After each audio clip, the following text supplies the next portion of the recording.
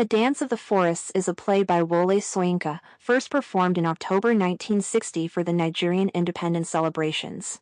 The play is a fusion of magical and musical ritualistic symbolic play set in a forest clearing and Mata Kharibu's court.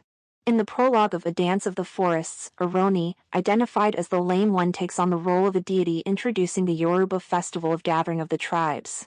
Oroni reveals that he has summoned two spirits, a departure from the usual practice of inviting distinguished entities.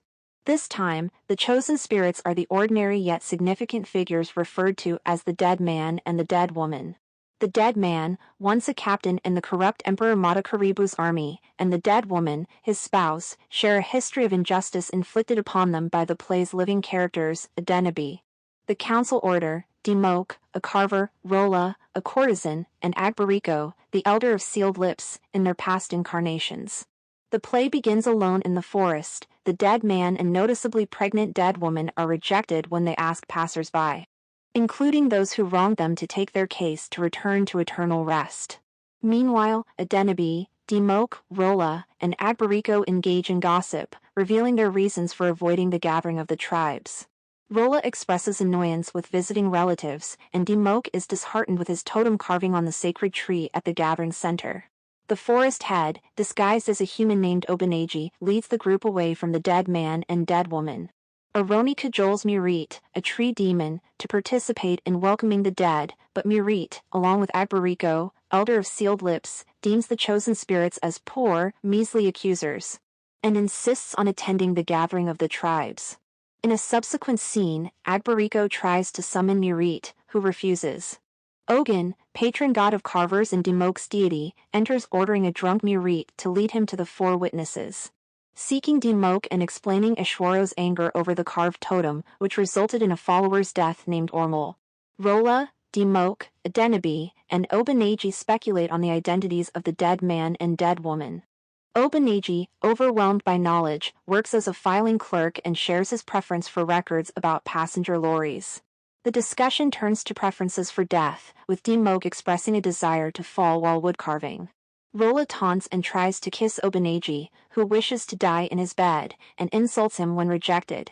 Demoke identifies Rolla as Madame Tortoise from a past incarnation. As the dead couple enters, Demoke questions the dead man about being Ormol, the apprentice who fell during the totem carving, but receives a description of the journey to the underworld instead. Obaneji calls the characters to partake in a welcome dance for the dead couple. However, the proceedings are disrupted by the arrival of Eshwaro, a vengeful spirit seeking retribution for the death of Ormol, who was Demoke's apprentice. Eshwaro accuses Demoke of causing Ormol's demise by pulling him off the top of an araba, the sacred tree they were carving, resulting in a fatal fall. Ogun comes to Demoke's defense against Eshwaro's allegations. Demoke admits that he had advocated for the cutting of the araba tree, and a significant fire ensued, claiming the lives of 65 out of 70 individuals. The second part of the play begins at Murit's dwelling. Murit is about to leave home for the human festivities. Suddenly, Eshwaro barges in and confronts Murit, expressing dissatisfaction at not being invited to Oroni's event welcoming the dead. Vowing revenge against humans for defiling the araba and destroying the forest, Eshwaro strangles Murit. The forest crier announces the initiation of the welcome for the deceased. The play then shifts back 8 centuries with Obaneji and Oroni discussing Obaneji's deceptive actions. They recall an earlier court session in Mata Kharibu's reign, where Madame Tortoise suspected Obaneji's true identity. The court scene features Mata Kharibu and Madame Tortoise on their thrones, instructing the court poet, Demoke in a previous life, to retrieve her canary. The dead man, the warrior in chains, enters, facing Mata Kharibu's wrath for disobeying orders. Despite the court physician's intervention, attempting to save the warrior and his men, the warrior refuses to wage war due to Mata Kharibu's unjust actions of stealing a neighboring chieftain's wife. Adenabi, the historian in a former life, supports war for greatness, while the soothsayer, Agbariko, predicts excessive bloodshed.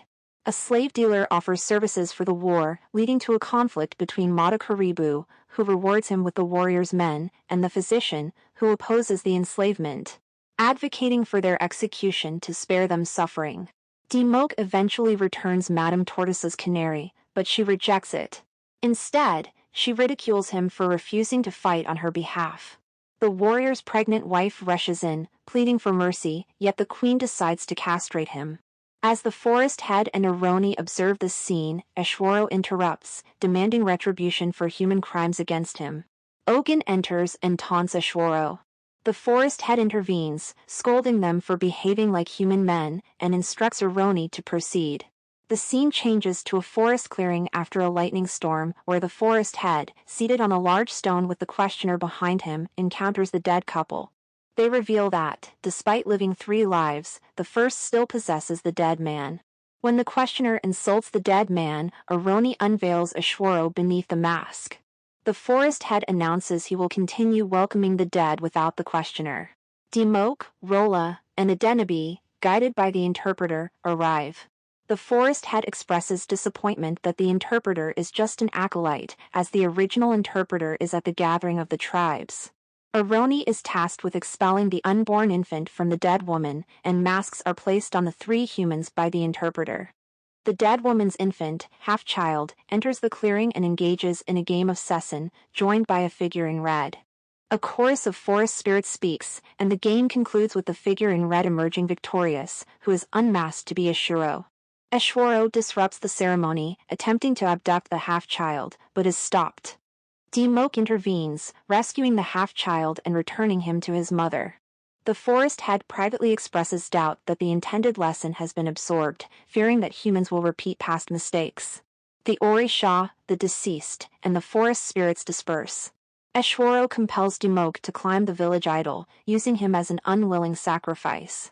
Setting the idol ablaze, Eshwaro causes Dimok to fall, only to be saved by Ogun. Upon regaining consciousness, Dimok faces his father and Agbariko. When questioned about his experience and knowledge of the future, Dimok struggles to provide a satisfactory response. Now let's analyze A Dance of the Forests. The play serves as an allegorical critique of the post-colonial political landscape in Africa, particularly highlighting recurrent political trends in Nigeria. It scrutinizes Nigerian history to satirize the newly independent government's political elite, challenging idealistic notions of a historical or future golden age. Serving as an allegory for the tumultuous periods in Nigerian history, A Dance of the Forests highlights those in power's tendency to romanticize the past. Soyinka's portrayal drew widespread disapproval from Nigerian elites, depicting them as corrupt and incompetent.